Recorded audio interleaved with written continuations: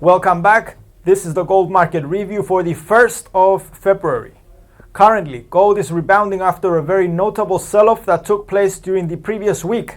Even though the downward movement was not extreme, it is so far the most significant weekly sell-off for 2022 and has forced gold prices to a new monthly low. In this report, we will be discussing what has changed for the gold market in the most recent sessions, while a look into the days forward will also be undertaken.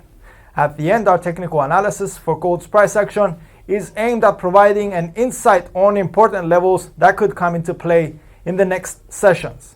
Enjoy the report.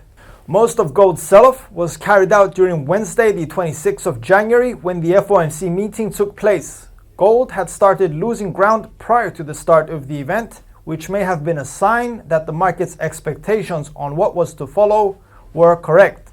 The Federal Reserve kept its federal funds rate unchanged at 0.125%, and it was noted that the central bank will continue to reduce the monthly pace of its net asset purchases, bringing them to an end in early March. During the Federal Reserve press conference, Chairman Jerome Powell stated that the Fed will decide on raising its interest rate in March, but noted this will take place assuming the conditions are appropriate and considering risks. The comments may have boosted the market's confidence in the Fed to hike rates numerous times in the current year, with some analysts even considering hikes of 0.5%. The Fed particularly pointed out the economy is currently observing a strong labor market. In general, the FOMC meeting displayed a rather hawkish stance for the Federal Reserve. The main market reaction was a substantial strengthening of the greenback, which ultimately forced gold prices lower. The effect from the meeting was felt in the following days until Friday, when gold continued to downslide. On a different note, all eyes are currently fixed on the Russia-Ukraine developments, which are seen escalating. The idea that Washington is even considering sanctions on Russia could be a fraction of what could follow if tensions on the Ukraine border actually break out. According to various sources, Russia continues to increase troops just outside Ukraine for the time being. Yet, Russia's contribution to the global energy market makes the matter very complicated, as different countries depend on it to deliver natural gas and oil. From our point of view, gold prices could react instantly and possibly be lifted if any military actions are confirmed. In terms of financial releases that could excite gold traders, in the following days we highlight the U.S. employment report that will be released on Friday, the 4th of February. Gold traders are advised to be very careful if they have open positions going into the event or even trading upon release, as the actual figures can create substantial volatility for gold prices and the US dollar.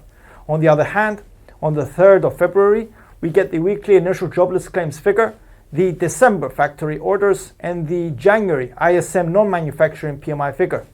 On the 3rd of February, we also get interest rate meetings from the BOE, ECB, and CNB, which can potentially increase volatility in the gold market also. Finally, in the next week, on the 8th of February, we get the December US trade balance. Moving now to our technical analysis, please note this is gold's 4-hour chart.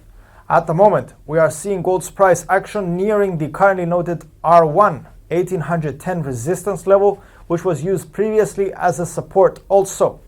If the price action manages to break above the R1, we could see the R2 1830 resistance line coming into play. Our highest level for this analysis remains the R3 1850 resistance, which was also the highest price reached so far in 2022. In this scenario of a possible selling trend, we note first the S1 1785 level as the most probable support line to be tested. If the selling is extended, we note even lower the S2 1765 level, while the S3 1750 is our final support and remains the lowest that gold has fallen to since October.